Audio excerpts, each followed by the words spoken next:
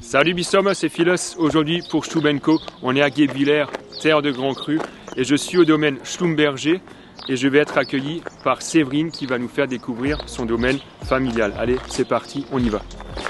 Séverine, est-ce que tu peux nous présenter un petit peu le domaine Schlumberger ?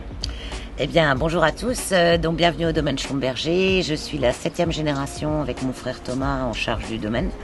Donc le domaine Schlumberger s'avère être le plus grand domaine privé d'Alsace et de très loin, puisqu'il représente une surface de 130 hectares sur des coteaux relativement abrupts sur une centaine d'hectares.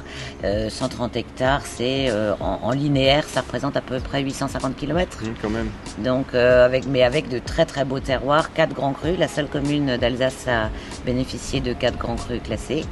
Et voilà, de très très beaux terroirs, mais un grand jardin. Un grand jardin, nickel. Et qu'est-ce qui vous différencie, vous, au domaine Schlumberger par rapport aux autres domaines viticoles ? Alors, deux choses. Déjà la taille du vignoble qui fait que, voilà, on a une culture qui est très très manuelle, avec beaucoup de surface, mais ce qui nous permet aussi d'être extrêmement exigeants sur la qualité qu'on veut obtenir, c'est-à-dire ne garder que le meilleur, par exemple, de ce que l'on a pour faire les grands crus. Il y a sur chaque millésime dans la gamme, l'entrée de gamme qui s'appelle les Princes Abbés, 30% de grands crus dans chaque vin, puisqu'on on garde le meilleur des grands crus, et ce qui nous plaît pas va dans l'entrée de gamme. Et l'autre chose qui est à mon avis une grande force dans les années actuelles, c'est le fait d'être un vignoble familial. Si le millésime sur tel ou tel vin ne nous convient pas, on ne fait pas le vin. Nickel. Tout simplement. Donc on arrive à garantir à nos consommateurs une qualité absolument optimum chaque année, donc de faire partir un peu des valeurs sûres. Et ça, c'est un très très grand luxe. Parfait, Séverine, merci beaucoup. Si tu devais choisir une étape cruciale dans la vinification, ce serait laquelle ? Alors je ne sais pas si ça fait partie de la vinification, mais l'étape absolument cruciale pour nous, c'est la date de récolte.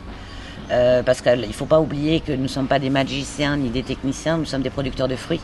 C'est comme un grand chef, s'il n'a pas les bons ingrédients, il ne va pas faire grand-chose. Donc la base d'un bon vin, c'est le fruit. Et la date de récolte est assez cruciale pour moi en Alsace. Je pense que pour moi, c'est de 20 ans d'observation, c'est l'élément le plus clé d'un bon vin. D'accord. Est-ce que vous utilisez beaucoup de bois aussi pour la vinification ? Alors on fermente en foudre plus que sans terre. D'accord.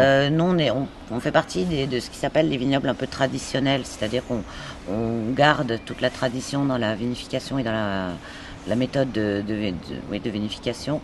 On n'est pas arrivé en disant oui, ce que les anciens faisaient, c'est nul. En fait, finalement, on revient que la vie, c'est un éternel retour en arrière. Donc plutôt, on s'est épargné quelques années. Nous, on continue à faire comme les anciens parce que ça fonctionne de façon remarquable. Donc, il n'y a aucune raison de changer.